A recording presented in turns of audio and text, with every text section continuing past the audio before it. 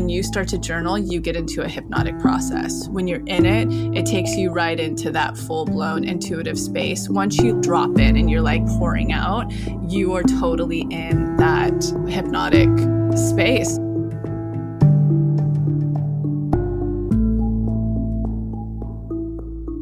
From To Be Magnetic, this is the Expanded Podcast with your host, Lacy Phillips.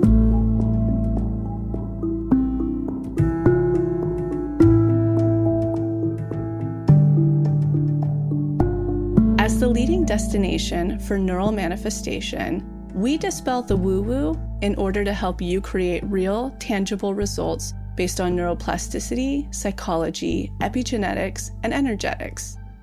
Our goal is to normalize the practice of manifestation and empower you to get into the driver's seat of your life in order to manifest the experiences, relationships, and things that most align with your authenticity.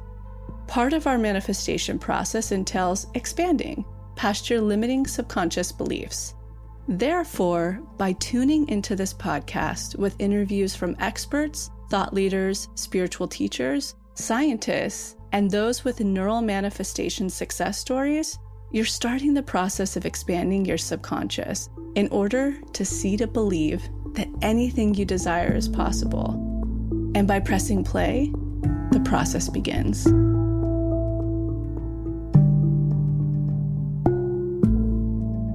Welcome back to another episode of Expanded. Jessica here. I am so excited to announce our first ever TBM product. This has been our #1 requested item for so long now. The To Be Magnetic Manifestation Journal. It's now live, so you can check it out on the website, on our Instagram. In the show notes, there's a link to purchase. We have a small limited edition that we're starting off with, so make sure to grab it before it runs out. And then once it runs out, you can throw your name on a wait list and be notified as soon as the next batch is ready. So this episode really goes into a lot of the techniques and things that we put into the journal that is really going to help you manifest and to find your patterning. We've been talking the last few explains on finding your patterning and noticing those unique energetic nuances that you may have going through your work. And some of the techniques that we threw in the journal are really going to help you notify that. If you can't get a TBM journal, then you can definitely apply these same things to whatever notebook you're using. And we really go into some of the science behind journaling and what it's doing to your brain when you're able to free write and just let your mind dump out. So there's going to be something in here for everyone. There's so many tips and tricks in utilizing your journal the best for manifestation. And I know you guys are going to get a lot out of this. And we also wanted to share with you a prior process guest who manifested a ton the last time she was on the process last year, Asha. You guys loved her episode and really connected to her story. And she has gone on to manifest so much over the next year. So if you are someone who has manifested with us once before and looking for more inspiration to continue the manifestation work or see how you can utilize the work year over year as you find new periods of growth or after you up level, her insight and tip will be super helpful. So without further ado, enjoy.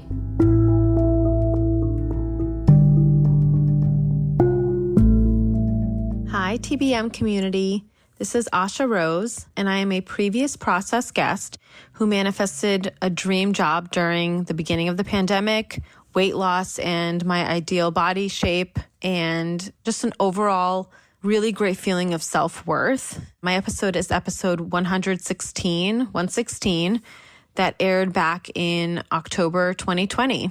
Since my episode aired, a lot's happened. Over the past year, I've continued to manifest several materialistic things that I've wanted, like a bicycle here, some more hair blowouts like I talked about in my episode, some clothing items, little things here and there. But I would say the really big significant things that I've manifested in the past year or continue to manifest in different areas of my life have been deeper connections with friends and my friendships, the exact new car that I wanted, which was not easy considering there's been a car shortage this year, and a new apartment, which has been probably one of the biggest manifestations that have come through this year. a new apartment twice the size of my old one in the ideal neighborhood that I wanted. That included a washer and dryer, a huge kitchen, tons of French door windows throughout, in a particular neighborhood I was very adamant about staying in. And after a lot of people told me it was not possible to find exactly what I wanted in the specific neighborhood, there were a lot of tests that come up, several blocks I had to work through, but I stayed in my worth and waited for the right thing. I also manifested a bridge relationship partner that, although it didn't last very long, was super crucial and impactful in just my growth journey overall and kind of helping me narrow down my list of what I'm looking for in a partner and the type of relationship I want to be in. But I think it's really important that people realize that it's okay to have ebbs and flows and ups and downs. And, when you feel like you're getting triggered again or things are you're not really seeing the results that you want, it's okay to just jump back in whenever you can. That happens to me all the time where I feel like, I think I have this down. I don't really need to do another workshop, or maybe I'll skip the DIs for a few days or a few weeks even, and I'll get triggered by something. And I'm like, oh, that's interesting. I thought I worked through that and it's creeping up on me again. What I've learned from my own process personally is that when I give up not only the need to try and control everything or control the timing of the outcome, but when I really dig deep and do the DIs, it kind of puts me in a place where I don't really care about the outcome as much anymore. And that is a really powerful place to be, because that's usually when things kind of come through for me, when I don't really care if they come anymore. It took me a long time to realize that and to really feel it. Anyways, I hope this sends you some re-inspiration to get back in it, and I look forward to hearing from you guys, and happy manifesting.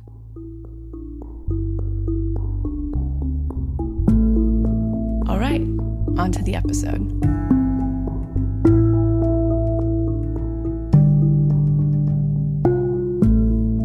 I'm really excited. This particular episode, I feel like, Jessica, you can take so much of the lead, because I think it's worth noting here a huge shout out and thank you to Jessica, Grace, Kay, and Nikki on the team for making this truly come to life. Especially you, Jessica. I think we really, looked at the way you format your journal, which I think out of all of us is the most concise and organized. When you look at my journal, it's all over the place. And you had really good insight on how to format this. So I have a feeling much of this will be led by you. Yeah, it was so funny too when we were all looking at all of our journals and what worked and what didn't work. Nikki had 30 pages of just her list, and we're like, we're going to have to figure out a way to make that a little smaller. I mean, for me, it's been really hard. I mean, we reference so many journals, and for a couple of years we've been talking about this. I was like, I really don't see how this is going to come together to be linear and easy to follow, because we could just go in so many directions. And I think what we landed on, a lot of it thanks to you, and I know Grace as well, I was like, wow. When I finally saw, I was like, this makes so much sense. How was this so hard for us? But it goes to show, really get a Capricorn on this project, and especially one who's obsessed with the science behind it and has done so much research on science. It just makes a lot of sense. Yeah. And I think the cool thing with the journal is we have all the different breakdowns of the sections. And this is really the journal for someone who's crafting their list, going through workshops daily. You have all of the support baked in there, and you can reference all of the stages and steps that you're in. And again, you guys can do this in your own journals at home as well. And this was, I think, your note, Lacy. Kay started putting some of them in and then bolstered them even more. But some of our manifestation quotes.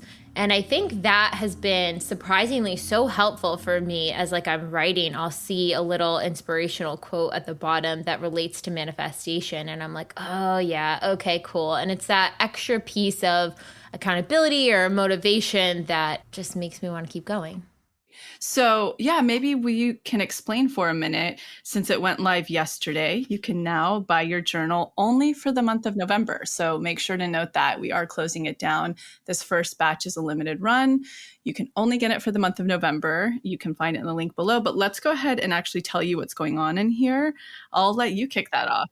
Yeah. Okay. So this journal is really the place where you're going to craft your list, you're going to track your pings, test triggers, your manifestations, and there's a ton of free write in the back where you can just date and list what workshop you're working through, what trigger you're working through, any of that stuff. So as you're going through how to manifest or the daily practice or even any of your workshops, you can refer back here. And the one thing that I think is really important is that your list and taking inventory of those pings, test triggers, and your manifestation comes through is right at the top.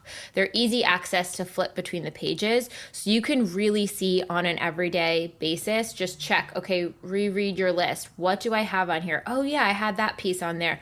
Oh, I had this ping. Oh, I had this test, and reference that really easily at the top. And then the second half of the book, you're really going into your free page space to journal whatever you're coming up with and whatever's going through. So you have a space for your mini manifestation list and any expanders that may come through for that if you need them, your major manifestation list and what comes through for that. And we'll detail what mini and major mean later in the episode.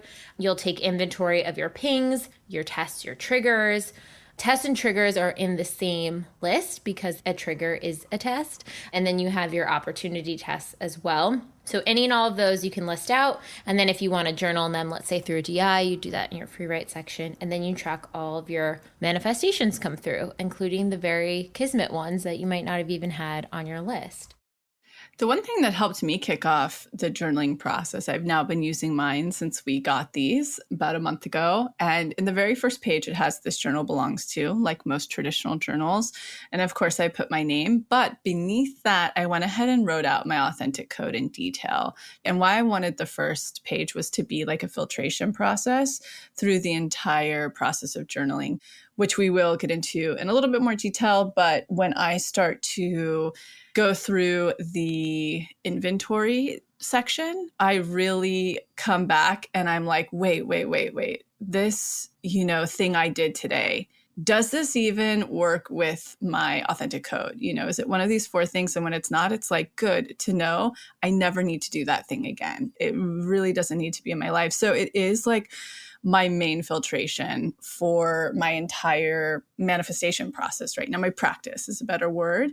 So that's a little tip. Anybody, when you receive your journal, if you would like to take that bit of advice, go ahead and write your authentic code on the first page to be the one thing that you see every time you open it. I love that. And then even as you update, there's plenty of room beneath it. So if you're ever updating your authentic code, you can just cross out and update the new words that are in there too.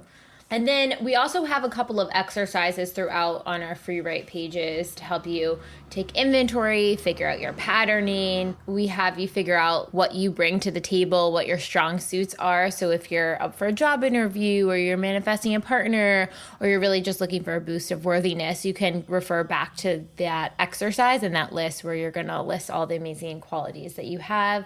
You check in where your circle is and where everyone around you is at. And if you need to make adjustments, since we are the sum of the, 8 people that surround us the most. And we also have a little exercise on where you're hiding and seeing where you might be playing small. So there's little boosts of magnetism throughout the journal as well. But let's actually go over to Atara's tip where he kind of dives into some of the benefits of journaling overall and why it's so important to do alongside, especially this manifestation process, but especially the deep imaginings. Hi, I'm Atara. I'm one of the coaches here at To Be Magnetic, and I just wanted to discuss some of the benefits of journaling, and in particular, why the journaling aspect is such a crucial part of your manifestation process. One of the things I hear the most from my clients is that they don't do the journaling. I don't want to do the journaling. Do I really have to journal? Are there any shortcuts? And the answer is you don't have to do the journaling. However, it's a majorly beneficial piece in this process. And for the people who really need the hard sell on this, I'm just going to give you some examples of what journaling can do to help you and the benefits that are attached to it. It reduces stress and anxiety. It boosts your mood, enhances self-awareness, improves your waking memory. It improves your immune function, and it brings you into the present moment. New studies are actually showing that long-form journaling activates the same parts of the brain as meditation, creating a trance state. This is so important for reprogramming. When we're doing the journaling section of our manifestation process, when you're in the DIs or in the workshops, we are priming our mind to get ready to go in and do the work. We are putting in direction. We're getting those gears cranking. 9 times out of 10, when I hear from people that they cannot go deep enough in the DIs, I ask them if they're journaling. The answer is almost always no. The journaling aspect of our work really allows you to connect to the emotion that you felt, to bring it up, to bring it to the surface. And that emotion will then become your guide to take into the subconscious piece.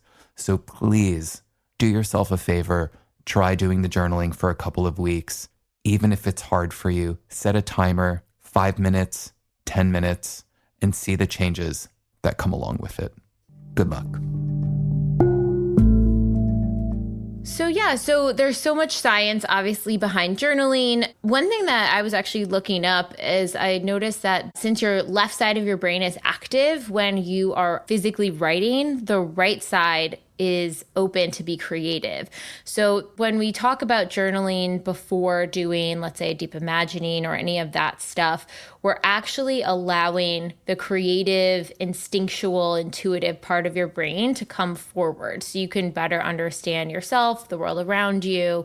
And so it's so interesting how just that one practice, even before a deep imagining, like Tara was saying, is so helpful at shaking things loose. So when you jump into the deep imagining, you can get right started into where your emotional space is because you've already sorted that out through journaling. Yeah, I mean, just on an energetic note, I always say what Atara is saying. I really believe it. I would have that come up all the time when I would work with clients and they're like, I can't get to the block. I can't get to the root. And I'm like, cool, did you journal? Because I know that everybody can journal. Whereas some people sometimes say they have a hard time like dropping into meditation or dropping into things. One thing Danny Beinstein used to always say, my astrologer who we've had on this podcast many times, is she loves free emotional journaling. And it can even be like scribbling emotions. So anyone's capable of it. But on an energetic note, and you just kind of explained the science behind what I've always felt energetically, is when you start to journal, you get into a hypnotic process. When you're in it, it takes you right into that full-blown intuitive space. Once you like drop in, it's just pouring out. You are totally in that hypnotic space. So it should be even easier to drop into a DI after that. So thank you for that science, Jessica. Yeah, it's so cool how much it calms your amygdala, which is where your fight, flight, or freeze response comes from. So a lot of times you're triggered by an emotion. Something feels really overwhelming. When you first journal, you start to calm your amygdala and turn back on your prefrontal cortex because you need rational thinking and problem solving part of the brain. And so that starts to calm you down even before you get into a hypnosis. And then once you're in there, you can start to soothe yourself and figure out what's coming up and what's going on. But that's why it's such an integral part that if you're having a hard time with the DIs or you want to take the DIs deeper, to make sure to do the journaling phase before you jump in. I've definitely noticed the times when I just jump into a DI and it's great, but if I don't journal, it doesn't necessarily get as deep as it could be. And especially if I don't make note of what came up in the DI, I don't go as deep as I could have. Do you find that, Lacy? Yeah, for me, if I'm going to do a DI just specifically for reinforcing, I tend to leave journaling aside personally because I'm going in there to like reinforce my subconscious. If I'm at all trying to figure out my authentic code, my patterning, what's energetically coming up for me, and especially if I'm trying to find my blocks, I have to journal before. I have to, because just like I said, you get into that hypnotic space, that's where you can start to connect your dots. The looser our subconscious, that free, creative energy that just opens up, the more our subconscious is going to talk to us. So I never bother unblocking or or reading my own patterning and stuff like that through a DI if I'm not going to do a journal. But if it's just like simple reinforcement, I'll journal after. So I'll be like, oh, okay, I noticed this one thing about my highest self or my most magnetic self that I've never seen before. I'm going to write this down to remember it. Yes, totally agree with that. And I think journaling from all the science is showing that it's helping to calm your nervous system. And so if you're reinforcing, you might already be calm or just want to tap into that feeling of calm more. Or just not triggered, maybe? Yes, Yeah, totally. exactly. So you're in an energetic space of receiving already before going in. So it makes so much sense that you wouldn't need it as much with the reinforcing. And then one note, we have this in our workshops as well, but why pen and paper? Can I just take notes on my phone? Can I leave myself voice notes? Yes, those are all extra things you can do. I definitely have little voice notes to myself on my phone to listen to and little thing in my notes app, which is like my favorite app on my phone. I have so much info in there. But the pen and paper, because you've done it so long since you were a child, it's a more established brain pathway that you learned. And so you're able to access deeper thought patterns and your subconscious beliefs. So if you're using a digital device, it impacts it differently. You're also receiving blue light, and there's like a lot of other things going on with a digital device, whereas there's no extra barrier to entry with pen and paper. It's just helping access those deeper thought patterns. One thing that might also come up for somebody journaling, I don't know if everybody has this issue. This could just be my cat moon, but I noticed that for me, when I write my lists, and we're going to go into mini and major and what that means at this moment, but I felt like those pages were kind of precious. You know, it's like, oh God, I don't want to like write the wrong way or write it in the wrong format, because the way I write it is maybe different than, you know, the line spacing itself and how I like to bold things and circle them and do stuff. And I really want to encourage that this isn't your only journal.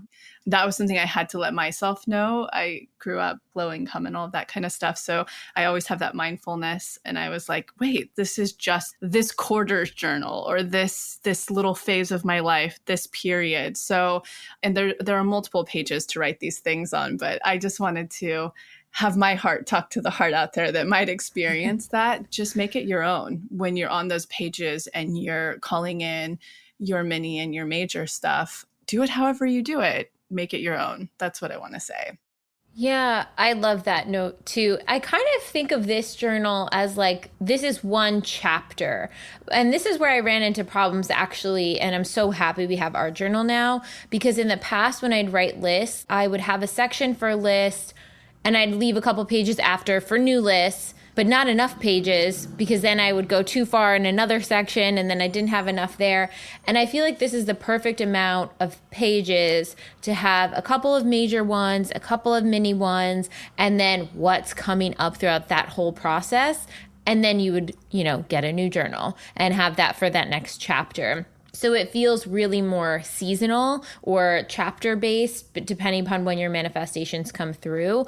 Whereas when I was writing them in my notebook, I kept running out of pages and then I'd have to start a new section where I'd take inventory of things. And it was just very all over the place because I wasn't giving myself the right number of pages for each chapter or season of my manifestations and like allowing them to be like, wow, I did manifest all that. Okay, let's start new and start into a new section. Brilliant. All right. So our mini versus major manifestations. Also, like formally known as micro versus macro. Yes. So simply mini and major manifestations. If you're new to this process, this is where you're going to start in the mini manifestation department. These are the smaller material items that help you to see your patternings, cultivate trust, your ability to be a co-creator with the universe. So a mini manifestation is something like a specific pair of Levi's that you want for 50% off, or a vintage crystal cocktail glass that's under $25. These are the little things that you get bursts of inspiration or excitement about that you throw on your list, and you don't necessarily need a ton of expansion around. You might have some tests that come up around it, but for the most part, it's kind of like a set it and allow it to come through when the time presents. A lot of times the minis will come through when you get pings. So it'll be like, go to this store, today, you'll get a ping for it. And then the jeans will be 50% off there, whatever it is. So the minis are a really good way to bolster your trust muscle and help with patterning. Another non-material way to play with mini manifestations, like I would practice this a lot in developing my psychicness, that is to ask the universe, show me what my sign is. Everybody has different versions of this, or they may change. Some people, it's like rainbows, butterfly, whatever. It could be a blue jay. That was mine for a while. Whenever I saw a blue jay, I would know I was having direct communication with the universe or my guides. So you can use that section for those things as well. It doesn't have to fully be material. Or you can say, look, I'm trying to build my trust muscle. Can you send me 3 butterflies, for example, today in different variations? So one could show up in, an ad on your phone. One could be a sticker on something on the sidewalk you see, and one could be one in real life, for instance. But you can also play with that as well when you're trying to build your trust muscle a little bit. Maybe you're not dealing in the material at this very moment. Oh, I love that. I didn't even realize that. It's playful. Yeah, and I think the energetics behind the mini is really bolstering the trust muscle. It is an expansion. Yeah, that's all it's really like the mini manifestations are the first step to believing in this process. I think people have to kind of go through that because they've done so many different other types of spiritual bypass manifestation processes that have really resulted in very little things for them. So I think the moment that you start to dance with the universe and you don't have a huge trust muscle yet, and you're not maybe hyper expanded in your bigger manifestations, your major ones, you might need a little mini trust muscle boosting. So it's a great way to start to realize the universe is always working with you through this process. All right. And then the major manifestations. So these are the things that are in the next 6 to 12 months, 6 to 9 months. This is where you're really crafting your list. In the journal, we have it formatted where you write what the big manifestation is, the theme of it at the top, and then all of the details underneath of it. This would be like calling in an aligned partner, or getting a new job, or finding a new apartment, or allowing yourself to be seen. All of these things would be things that you might have multiple details underneath, elements to them. And one question I have for you, Lacy, is like, if someone has a big manifestation list for major, can they get parts of that list at different times? I think so, for sure. So like an example could be you'll get whatever you're expanded in and blocked in, and that you have the worth for. So for a great example of this could be you're calling in a new career that maybe you haven't done the bridge job, or you're not fully expanded in what that career could be. But with that career, you're asking for X amount of money, and you'll live in this one specific city, or you'll have this type of office, or maybe you'll work from home, these other symptoms of it, I'll say. So because maybe you're expanded, you've seen to believe that that type of office in that city for that pay is doable in the industry you've been in. So you're able to manifest that in your current industry, but you haven't expanded yourself and seen to believe enough through a bridge or a mentor or whatever, this other career, that it's possible to have those things in this career. You can still manifest those things that you need to be happy within your current career off your list. Hopefully that's an example that makes sense. Oh, yeah, totally. And then even if let's say you're looking at I had a friend that was manifesting financial influx, right? Like wanted to increase her income to a certain amount and be able to invest her money and like do all of these things. Her overall manifestation was like a financial upgrade. And so those pieces were coming in bit by bit. She would set up her Roth IRA, and it would happen in a really easy way where a friend knew how to do it on this account and helped her out to show her. And then she got a raise at work, and then she, had investments portals open. So it was like she was checking off each bit of the overall financial manifestation bit by bit in there. Great example. And then the other piece we have in the journal is next to the major manifestations, we list expanders. So this is where you can really get clear and focused on who are the people that come up that inspire you, that have the elements of things that you're wanting.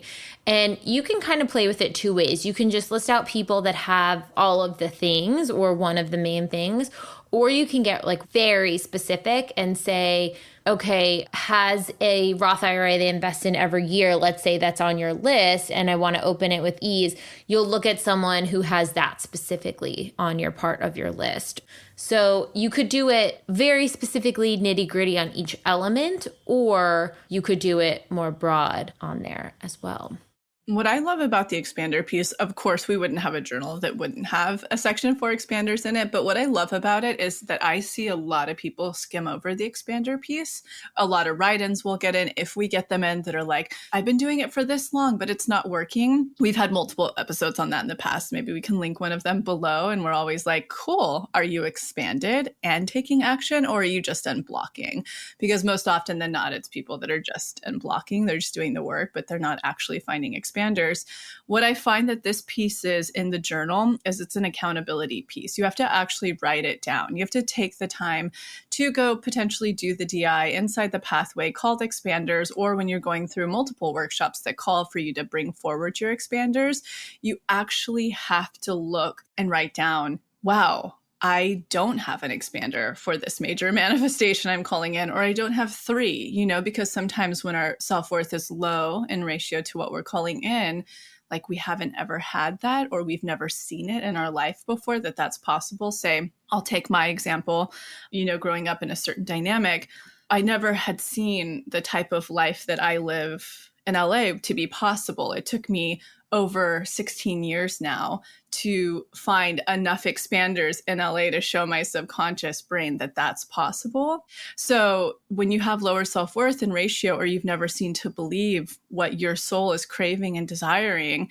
you sometimes need 3 or more. So that's what I really love about this piece in the journal, is it's an accountability piece. How many of you have actually sat down and written out your expanders before? I have this fragment expander for this thing, but I don't have it in this. This is what I need more expansion in. Or I have these 3 expanders for this. How many have actually taken the time to do that? And I'm imagining that it's actually a lot less than we're thinking. And that's what this piece gives opportunity to. So if you're falling under that bucket of like, I've been doing this, but something's not coming through, or maybe little things have come through, I really want somebody to take accountability of, am I expanded enough? Here, I actually get to write that out and journal it out and write down who my expanders are, my fragment expanders. What was the expander we came out with? My bridge expanders? Yeah. That was like the new coin, the new term that we coined recently. And am I taking action? So I really love that piece that it's in the journal. Yeah, and if you want to dive into more insight on each expanders and how they connect to your manifestation, you can then go to the free write section and write in depth. You can list your expanders next to your manifestations and, a similar page close to it, depending upon if you have our journal or you're doing your own. But then in your free write section, you might want to go in and be like, this person embodies XYZ. I love that this happens. I see through them that I believe I can have this now, or now I can see into their world and see what it's like to own a home, or what it's like to live with my partner, or whatever you're calling in. So it's really helpful to explore even more. I know so many times people are like, oh, that person's my expander. But why? Like specifically, what are you getting from them that is helping you with exactly what you're calling in right now? And just like we talked about before, how important it is to write, the science behind it and the energetics behind it. I feel it's equally as important, like you're saying, Jessica, to get to the specific of why do I find them expansive? Yes, of course, they have the job that I want, or, maybe they have the family or the relationship that I'm looking for. They have that dynamic. But why? Because the why piece is actually going to be really helpful in crafting your list to be more specific and how it feels or what it represents for you. Or maybe even when you're journaling the why, you'll actually come across a couple of blocks like, wow, I didn't realize that I didn't feel worthy of this specific thing that, was totally out of my awareness. So it really helps to just keep doing the long division on things. And another reason why I really like this section of being able to list out your expanders, but of course, going into the free write to just get deeper. What's up there? That kind of brings us into Heather's tip, which is basically cross-checking each of your manifestations in the free write section. So let's listen into her tip. Hi TBM community, Coach Heather here with a few journal tips. First thing is that I want to remind you is that journaling can feel like a lot of pressure because you're like, okay, I'm getting things down on paper. It needs to be perfect. Do not feel that way. Take the opportunity to just brain dump. Don't worry about complete sentences. Don't worry about if it makes sense. If you have something that you need to get out of your mind, do it. It really helps me versus holding on to it and is distracting, right? So if you get it down on paper, it allows you to have open space. You know, we're constantly talking about the energetic space and being able to have a free flowing for things to come in and out, so to give and to receive.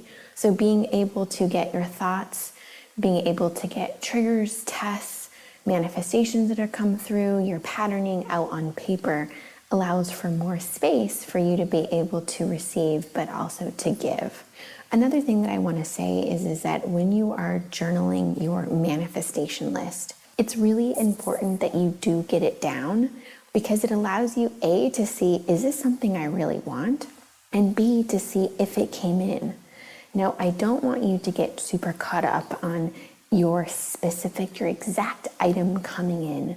I want you to see what you are searching for, to feel your why. Is that something that you've received? Because we forget to celebrate the feeling that we are searching for when we get it. Because we're so caught up in the item that we forget that, oh, I did receive that because I feel this way.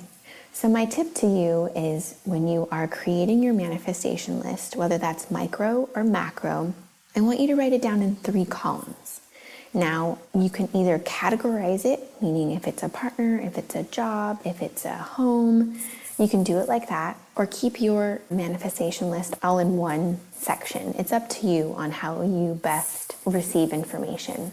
So write down your specific list of whatever you're looking for. Get super specific.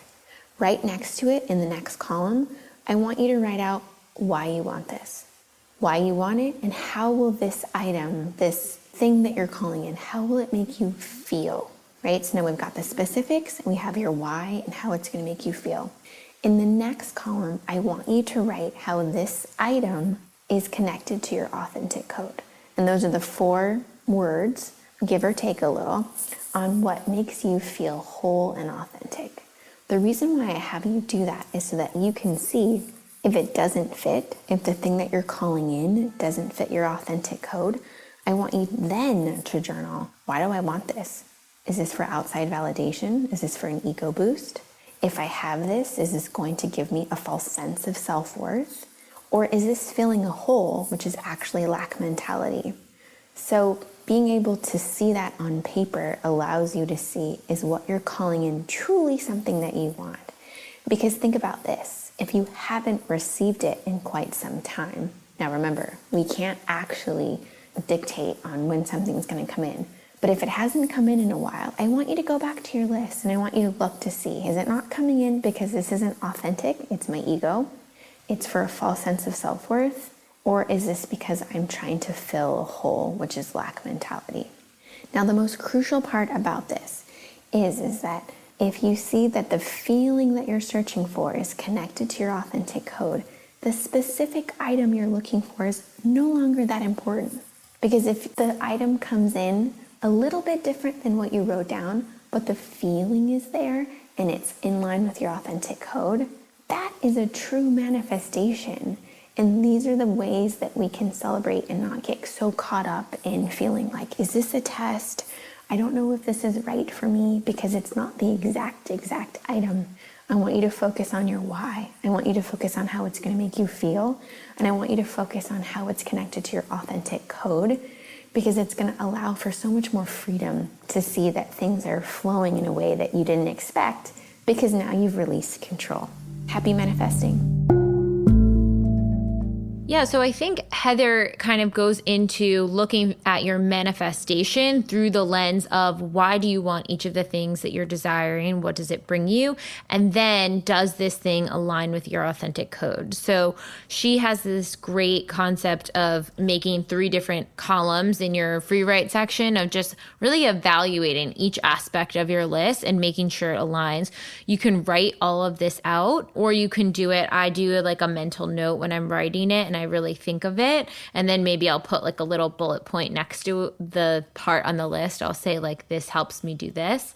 But wherever feels like enough space for you to journal on this, I think it's a really good tip. And to your point, Lacy, you can go to the beginning of the journal too and look at, okay, this is my authentic code. Is everything I'm doing in alignment with this? Where are things coming up that's not? Agreed.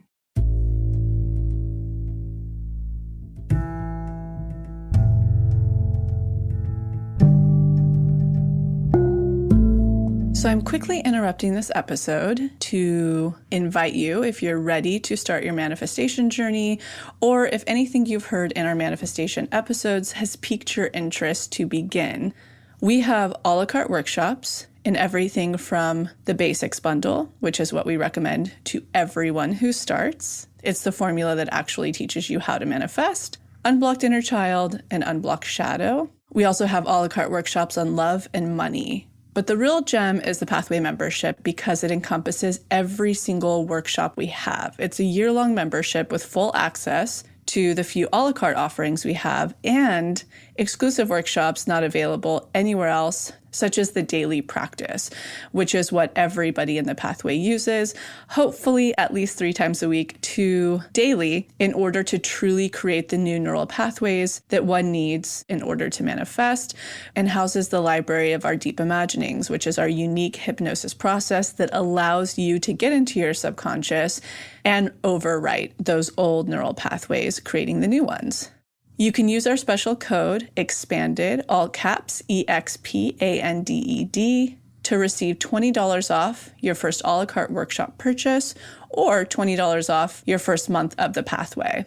Again, that's all caps, EXPANDED, EXPANDED. Okay, now back to the episode.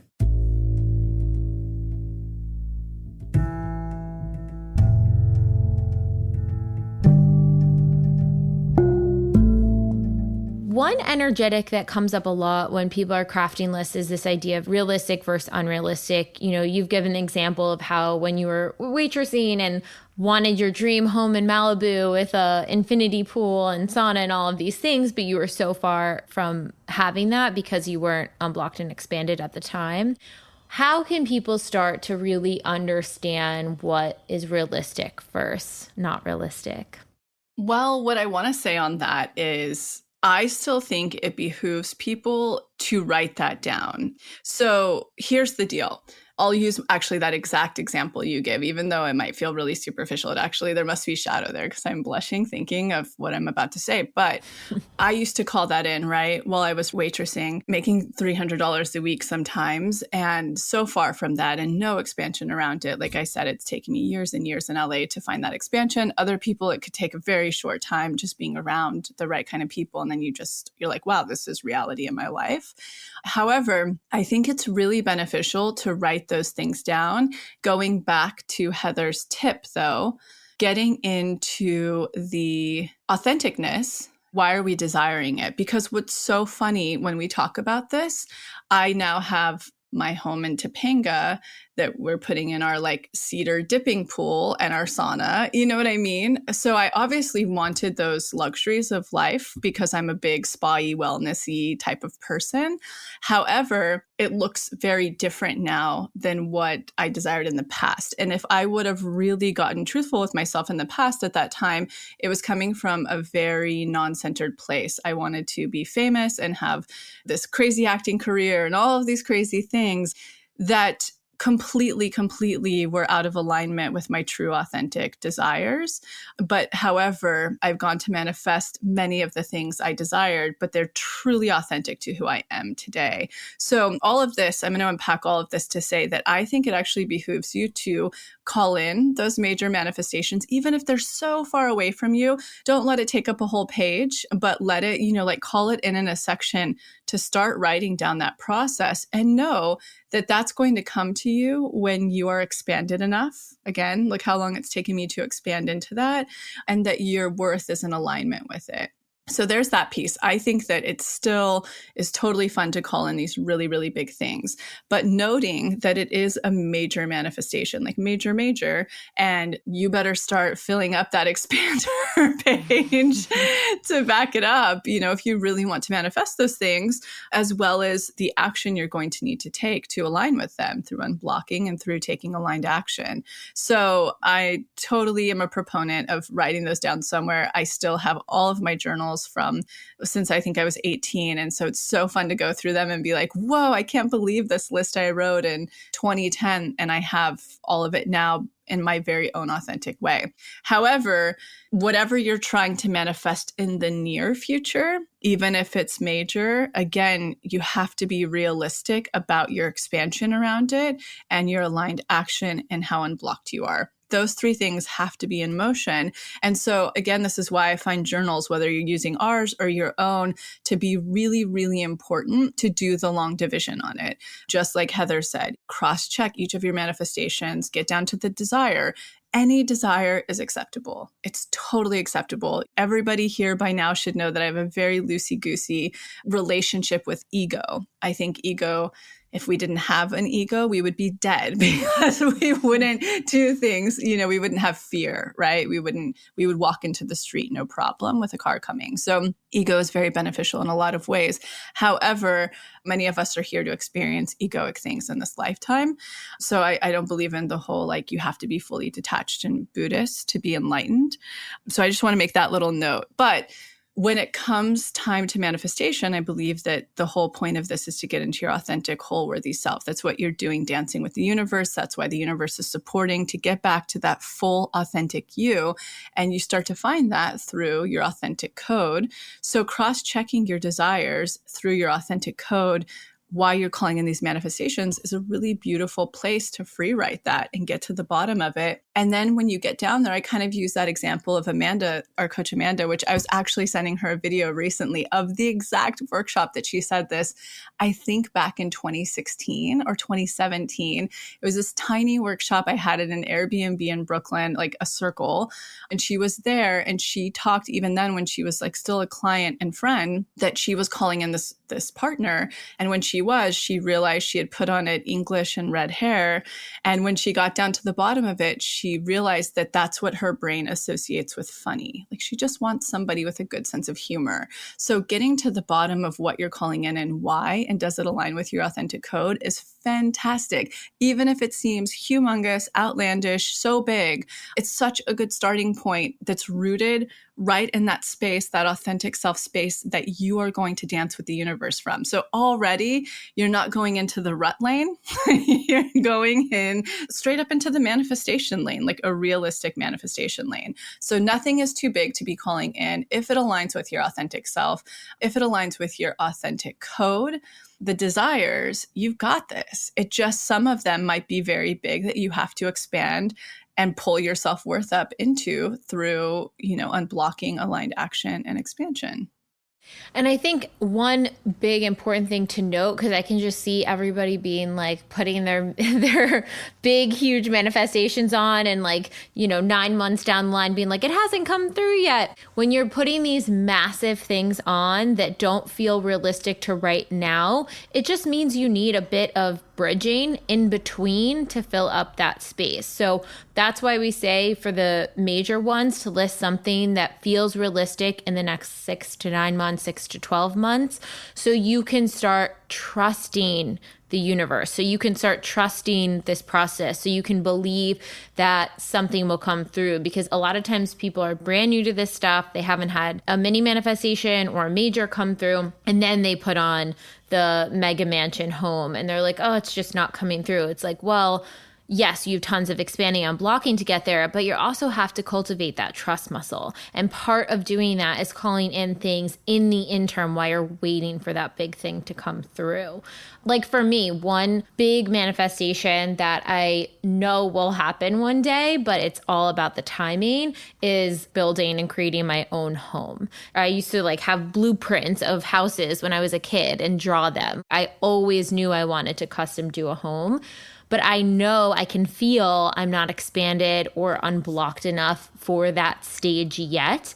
And instead of dog paddling and freaking out of when that stage comes, I feel like in a lot more flow of, okay, well, this is the stage I'm at. And since I love all these things, how can I start to expand in the interim? Oh, well, since I'm in an apartment, why don't I decorate an apartment the way I would my dream home? And I start to expand bit by bit that way. And then also meet and talk to people who are buying homes and remodeling homes and understanding the process. See to believe. So when the time comes that I feel unblocked and expanded enough to do so, I will have so many reference points of people that have done it before me. So I'm not sort of waiting around for that to happen in the next year. I know it's coming, but I'm not actively pursuing it every single day. I'm allowing the bridge space to fill in the interim. That's such a great caveat. So important that we always give that disclaimer. And I love your example.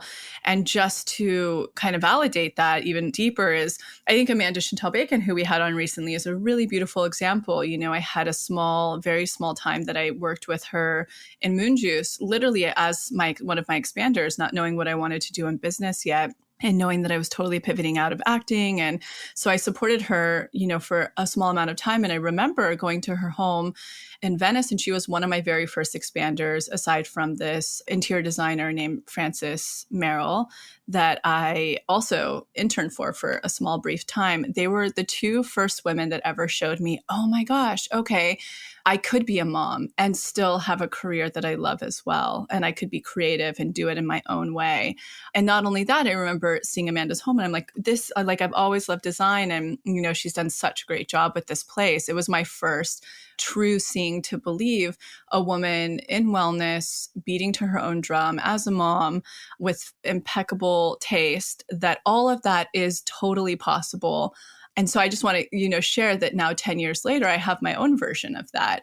And it's so beautiful to have that relationship with her now and really be so grateful, like what an amazing expander that she was and continues to be for me. And so that goes to show, if I were to tell you where I was 10 years later, it's in a 300 square foot apartment in Echo Park with a partner who didn't want to get married or have kids. And I was inching up on 30 and I was making extremely low amounts of money, but was following this process and had my sights set on what I needed to do to get there. And also to share the moment that I started to let go of the bigger blocks I knew that I needed to let go of, take the aligned action, leaving the partner, leaving the toxic jobs, really following this process and unblocking and continuing to expand and continuing to lean into my authenticness. I've gone to manifest all of those things literally 10 years later. So I think that was such a good example, such a brilliant caveat. And I hope to maybe be one of those versions for you one day, Jessica, maybe. Oh, you for sure are. Just hearing, you. I mean, definitely when the whole process of the forest house and hearing all of that, and then hearing your process of Topanga and the build and the decor, oh my gosh. And even just like what you can do with the land, like it's so majorly expansive. And make sure to have a really good therapist on speed dial for how traumatic it'll be. I'm still healing my PTSD from remodels. Oh my gosh. I know. I've heard bad stories about it. But maybe you're going to find, you know, fragment expanders who never have those. Like my friend who, you know, who's been on a process episode here, Sydney Ben Simone, had like no hiccups and the best relationship with her architect and contractor. So possible to expand into that. I clearly need to do some work around that. But it did all turn out so beautiful in the end. So I think, yeah, it's just even over the past year, like witnessing so many people who have even thought about buying or purchased homes or are purchasing homes and then redoing them and their property and all of that stuff. It's been so expansive. I'm like, I'm not even calling these people in and they're just showing up. Like, this is so cool. Which is such a great example that you're much closer than you think you are when they're just showing up in your life. Oh boy. But it really feels like, just to try to explain the energetic behind it, as much as I love home stuff, I mean, I have a mood board for every single room in my future house. I am not in any rush for that to come through. And if I feel a rush, it's because I'm trying to feel like valid by owning a home. And then I work on that and then it dissipates and goes away. And that's why you're closer than you think you are. That is the best position to be in, and you cannot fake that. So good energetic for you guys too. Whatever your version of that could be. Yes. Okay, so Amanda has a great tip on the tracking part of the process, their tests, triggers, pings, and all of your manifestations. So let's listen in on that one. Hey community, it's Amanda Blair. I wanted to share my favorite way to use the journal and a helpful tip. So the thing I find most useful about this journal is that you can keep track of not only your lists, but your tests, your triggers, your pings. And why that is so important to keep track of them is because that will help you build your trust muscle. When you can look back on all your manifestations coming in, those smaller manifestations and the bigger ones, when you can look at the way you've passed tests and what came after the test when you passed it, when you can keep track of your pings and when you follow them and what happens, you're going to build a deeper trust, not only within yourself, but within the process. And we all know that is so, so key. So my tip is I want you to not only keep track of test triggers, whatever, keep track of what happens after you pass a test as well, because that will help you pay attention to your patterning more and more. And I also want you to keep track of the little coincidences that happen to you. You think of someone and they call you. You hope that the subway comes right then, and it does. Like all those little synchronicities that happen throughout our day is great to keep track of, because it's also showing you all the ways that the universe is showing up for you. And if you haven't manifested yet, showing yourself the way the universe is still showing up for you in those little ways is really helpful for getting started on building that trust muscle. So I can't wait for all of you to have your journals. I love mine, and enjoy. Okay, so one thing that we wound up putting in this journal, which I utilize and a lot of the other coaches were utilizing, that is so, so helpful, is just bullet point and date tests and triggers that come through, pings that come through, and all manifestations, mini, majors, and any synchronicities that come through, because you can dive into them deeper in the free write journal pages, but just writing a line about them and the date, when you can flip through between those three things, this is how you're going to find your patterning. This is part of that long division, because you will notice, wow, I got a ping here, I followed it, oh, wow, then I had a test. I was emotionally triggered here. Okay, on my free write page, this is how I navigated it. Great. Oh my gosh, and then this manifestation came through like 2 days later. And you'll start to find this thread that goes between all of the pieces of the work, and then you will see your patterning so clearly. What I really want to talk about that with our specific journal is we left no date by the mini and the major manifestations, I think on purpose. I don't know if we've had a big discussion on that, but it leaves open room for exactly what we were just talking about. However, I do recommend, like what Amanda just said, to put dates by them. And I'm not talking about dates of when they will arrive, when your manifestations will come through. As you learned and how to manifest, if you've been in the pathway and done this work, we're super against that, because the only thing that determines when a manifestation is going to come through is how expanded, how unblocked, and how much aligned action you've been taking, or how much alignment your worth is with your manifestation. What I'm actually saying is the date to which you call it in. I think that's a really, really beautiful and important thing, like Amanda's saying, so that you can really do the tracking and really look at your patterning. And for instance, let's say you go through the whole process and you manifest your partner. I've been seeing that a lot in this community, even just with people who support me alone, like their partners coming through, or new, more aligned people coming through. Let's say you take this whole process and you go through it all, and you go through the magic dark and all the tests and the things, and then your person comes through, and you can go and look back at all of the dates around that and what you were up to in between, the interim, how you were feeling, like what were the things you were doing to work on yourself and the choices you were making. Because once you have that observation 1 or 2 times, that becomes your personal pattern.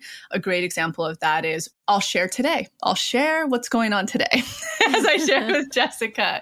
So whenever a major manifestation is coming through, I'll usually be tested in ways the universe is going to be like, are you going to trip on this one? What's your reaction going to be? Often in multiples, if it's something that I've had low self-worth around in the past. So today, it's very hard to find contractors in Mariposa to work with. I had a lot of trouble doing the Forest Retreat House. And so our contractor here, we were sending up to Mariposa today to go work on the Forest Retreat House to build a roof over the glamping tent, which is my only little spot that I have guests stay in now. And we had decked it out and it was so cool. Only had one guest, my beautiful friend Mar, stay in it over the summer. He's literally driving up there with all of the materials. And I get a call this morning from a neighbor that said that the storm last night, a cedar tree had gone right through the camping tent. The glamping tent and demolished it, which the only thing I could do was laugh and think of the Alanis Morissette song, Ironic. But usually these types, that's a total tangent to show that my personal patterning, I will have things like that happen. A great example was when I was calling in my first kind of fancy car ever. I had a Toyota Yaris for almost 10 years and paid it off, and had always been so responsible, and had always read all the finance books that you don't go out and get car payments or nice cars until your investments are paying for them. That's like Rich Dad, Poor Dad #1. I think I read that book when I was 19. So I knew better, but I was like, I'm going to start calling in my first car because I feel like I'm getting to a place where I can do that.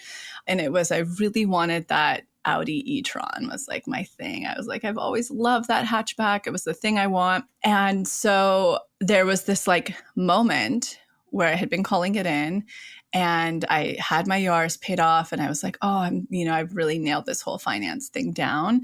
I don't have payments anymore, and it's just investments at this point. And I literally was driving on the 5 and I totaled my Yaris. And it was like, are you going to trip? And even after the Yaris, I was like, okay, I'm going to go out and get the responsible car will be the Prius, that's the step up. And it was crazy.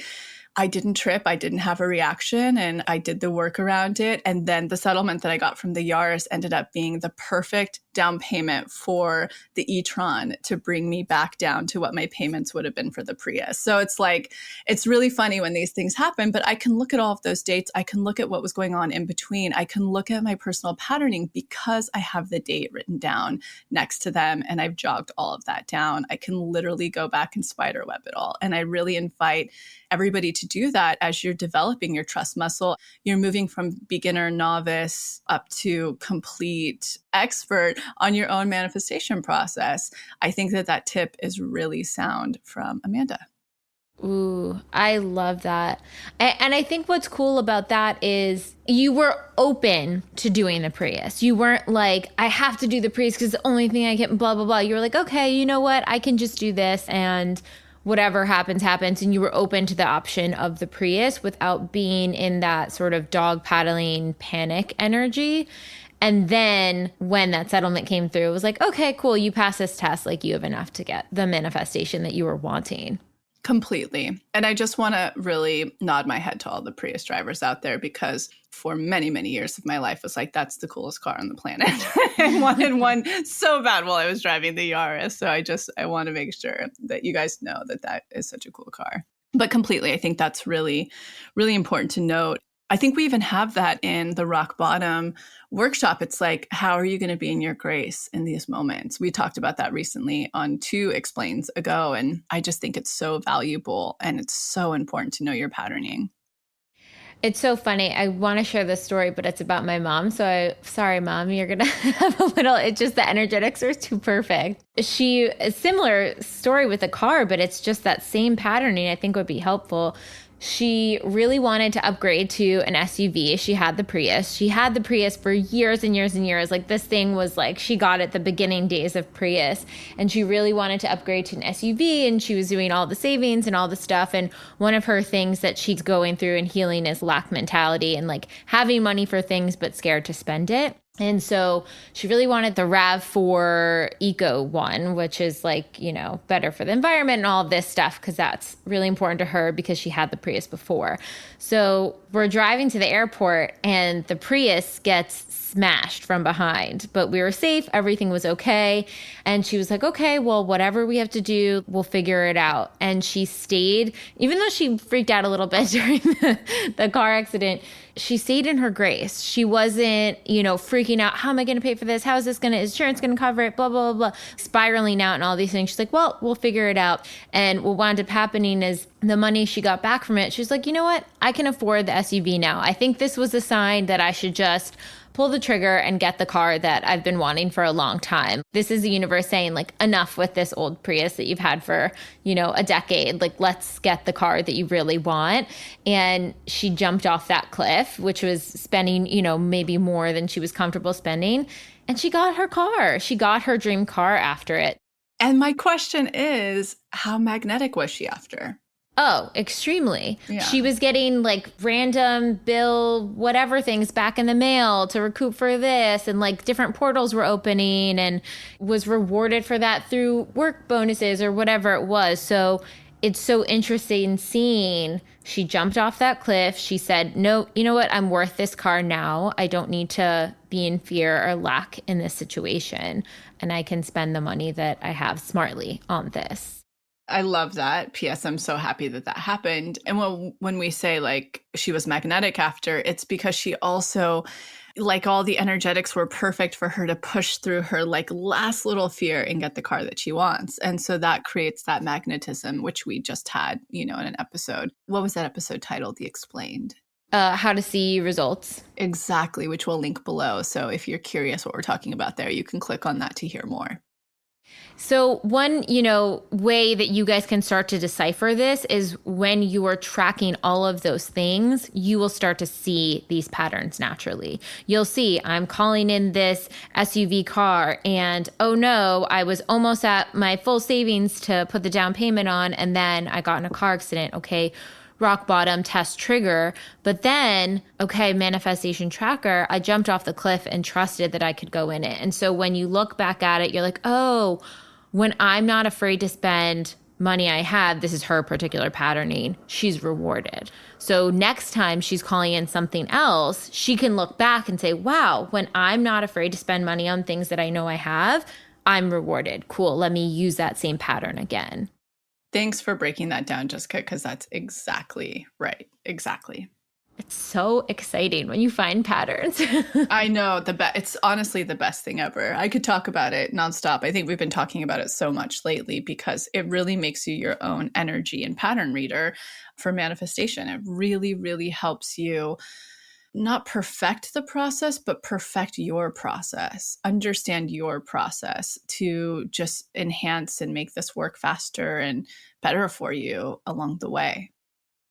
And then the next step of the process, I think, is really highlighted in Salwa's tips of the mini and major actions. She uses our older word, the micro and macro actions, but there really are mini and major action steps after the list. So let's listen into Salwa's tip.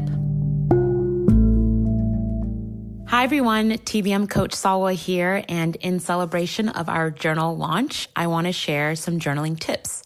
So similar to a micro and macro manifestation list, I love creating a list for micro and macro action steps around the limiting belief or fear that is present for me. Similar to a manifestation list, journaling out action steps is an incredible way to strengthen your trust muscle and have it as a marker of progress for all of the internal shifts that you are making. It can be really easy to become overwhelmed with the macro actions that first come to our mind to achieve our goals and show up in high self-worth because it can feel scary. The action step can feel way too far away from where we are right now. But I really don't want you to throw out all of those ideas because they came to you for a reason. So I want you to write them down on your macro action step list and know that even if it will, take some time to get there, eventually you will be able to walk through the fear. So to begin, I want you to write down the current limiting belief, shadow, or fear that is most active for you right now.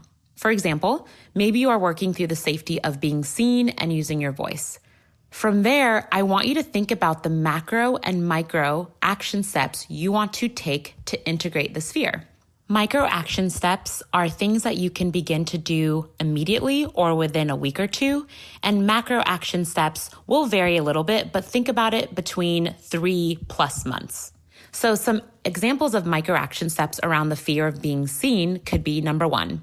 A macro step is you are asking for a raise at work within the next 3 months. Now that can be really scary, especially if you don't feel worthy of this or you're scared to use your voice. So a micro step could be every week for the next couple of months, you are going to take inventory of how well you do your job, the impact you have made, and ask for feedback from your colleagues to gather data. Example number 2, I know there's a lot of entrepreneurs out here in this community and people who are just doing various passion projects and have really great ideas and are working on opening portals around their art, maybe a product or a service. So a macro action step around being seen could be launching your business idea. Now, of course, that seems a little nerve-wracking, kind of scary if we think about it for too long. However, a micro action step could be you are going to work on getting comfortable articulating the thing that you are so passionate about, regardless of who is asking. So a micro step could be that you will share this project and what you're doing when anyone asks you the question, what do you do? Hey, how are you doing? What have you been working on? This will be your opportunity to work through that fear of using your voice. And final example is around expanders. I think we've all had a moment where we put our expanders on a pedestal and believe that we are less than. And so maybe a macro action step around being seen is that you want to reach out to an expander and ask them if they are available to connect. Again, this can feel a little daunting, but a micro action step could be that you are going to start intentionally commenting on their Instagram posts. So as you all continue your journaling practice, I hope that this tip brings you confidence and clarity and something that you can return to when you think you haven't made any progress or feel stuck. And remember that you always have a choice. Thanks. Okay, so I think this is a really great way. Once you have your list, once you see tests and triggers coming through and pings coming through, now you can start to create action around what you're calling in. So how can you take that aligned action? How can you jump off the cliff? What does that look like for each of your manifestations? And really think, what's one small thing that I can do today that's aligned with my authenticity and this manifestation? And what's one big thing that maybe I'm going to plan for to take action in the near future? Yeah. And what I love about that too, so for anybody who might be new to this process, we always talk about it, but there has to be 3 things in motion in order to manifest. It's unblocking the subconscious mind, expanding the subconscious mind. So showing it, seeing to believe what's possible, especially if it doesn't have any reference for that from childhood. And then making sure that your worth is in alignment with what you're calling in or the aligned action you need to take to bring that in. And so this portion that she's talking about is the aligned action. And what I love about it is because once you know the specifics of what you're calling in and you've used Heather's tip, you've filtered them through your authentic code and the desires as to why you're calling them in. So you know they're so sound. You're really aware of what is mini and what's major. All the kinks are worked out. Then you can start to fill up that expander page do the unblocking needed through the daily practice inside of the pathway, and then really go, cool, what I have within my control is the aligned action. I think that's what we all have within our control daily, whether it be energetic aligned action. So for instance, my situation today and not reacting and just sending to my assistant a lot of laughing emojis who's helped me, like tee up our contractors and stuff. So I thought, she could find it really funny with me. In fact, she uses my favorite emoji during the shadow phase of Mercury retrograde, which is the eyes that are like, I don't know. The googly eyes? Well, no, like the squiggles in them, like they have that circly squiggly. It's just like, oh God. But anyway, all of that to say, the aligned action can be energetic. So how I'm reacting to the situation today, or they can be back into the point where I knew I had to leave my last relationship, So I really like that tip for that, because I believe that the aligned action is what we have the most control over. And all of us know when even we take the smallest aligned action through fear, so something we're fearing and we walk through it, we're going to create at least small situational magnetism, which could even bring through one of those mini manifestations. Yes. So there's so many good tips in this episode. Obviously, go out and get yourself a copy of the Manifestation Journal before we are sold out.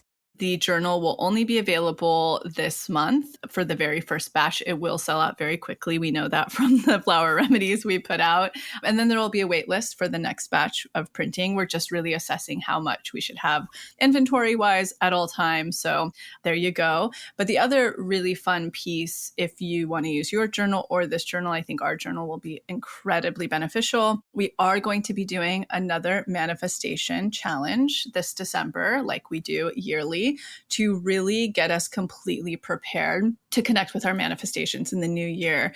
Every year, I like us to walk through crafting our list together, going through expanders together, going through blocks, magic darks, all of that fun stuff, so that we'll have done the legwork in order to be in that flow come new year of starting to already connect with our mini manifestations on the way to our major manifestations. So if you're somebody who will be doing that challenge with us, traditionally people jump on and they jump on pretty quickly, and you want to work through the new journal with us, this is a great time to try it. So excited for the challenge and for all of you guys to check out the journal. I've just been obsessed and loving it. And I've even got Daniel on board, crafted his list. It's so exciting. So Daniel's the best. He just really rolls with it all. I love it. He really is. He's embracing it. It's taken me like 3 or 4 years, but finally he's in the mix. It's so funny. I see him on his work calls and he'll be like, "Oh, it sounds like you're probably having a test. Do you know what that is?" And I'm like, "Yes."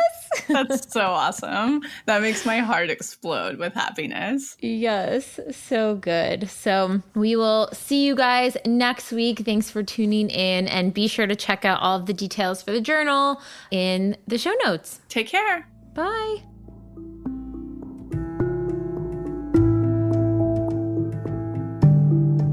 Thank you so much for tuning into the episode, and I hope you enjoyed it as much as I did, we did. And in case you're not totally ready to join the pathway yet, I wanted to share a few of our free offerings that I'll often suggest to people as a little bit of a blueprint to get them started on their manifestation journey. The first place I like to direct people completely for free is the motivation. You can see it linked below or on our homepage as our testimony library. And it's categorized by different subjects, whether you're calling in career, money, love, wellness, and much more. When you're reading about a member's experience of what they manifested, you're actually seeing to believe and showing your subconscious that that very thing is possible for you. The second place I like to direct people is to the free clarity exercise, which is also linked below. In it, you get to try our own unique hypnosis process, learn about the science, and some journaling prompts. And the best part about this, you'll get a tiny taste of what it's like to go into your hypnotic state, bring your subconscious forward, and create new neural pathways while receiving clarity. And the third thing, if you haven't listened to it on this podcast yet, please go back to the episode titled Manifestation 101, where you'll learn the basics of neural manifestation to truly understand this process. So go ahead and check out those free resources, the motivation, the free clarity exercise, and the episode Manifestation 101, all linked below. And in an effort to make sure to have representation in this process series, go ahead and submit any process testimonials you have, especially to our LGBTQ+ community, our BIPOC, as well as the Ys, which is anyone in the community who is 45 and over. All right, we'll be back next week.